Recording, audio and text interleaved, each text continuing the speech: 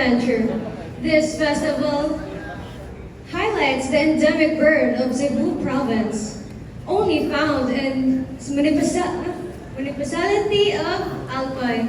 I am Clarice Congrats, 17, your mother, Siloy. Daghang salamat, Siloy Festival Queen. Mosunod, gikan sa lungsod sa Tundana. Aniya ang Festival Queen sa Katunggan Festival.